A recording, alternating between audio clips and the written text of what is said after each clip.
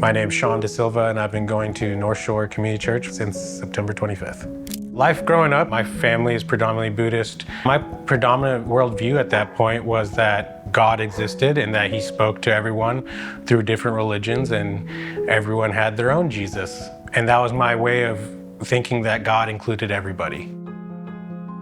During the time of 2022 through 2024, me and my wife experienced significant loss, a lot of death, a lot of life challenges all at the same time. My wife lost both her parents in about a 1.5 year span. We also lost 2 dogs, and I also lost 2 jobs. We were dealing with a lot of stress, a lot of loss, a lot of grieving. Our life, we seemed like everything was falling apart. The breaking point was we ended up getting another dog, and a few months later, that dog, a Maltese, again, was attacked by an owl. I remember praying on the way to the emergency room, please, please, please, please, God, save our dog. Please, I can't take another loss. You save my dog, I'll go to church. I'll be there, I promise. I kept praying all the way home, all the next day till we got to go pick her up, and they said, she's actually fine.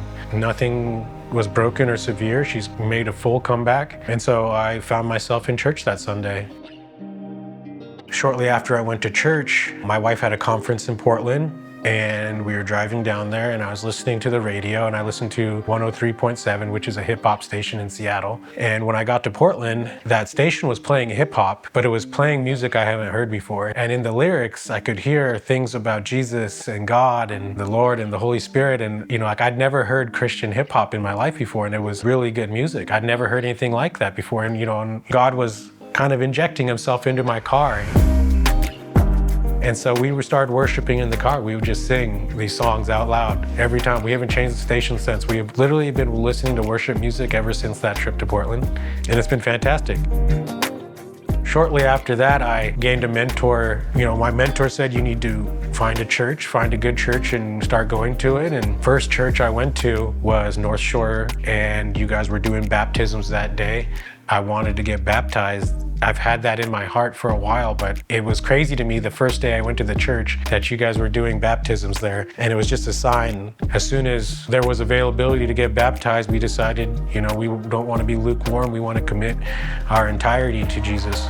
And we want to be filled with his Holy Spirit and be walking with him. And we have found a lot of peace in our heart from getting baptized and being able to share that news with the ones closest to us.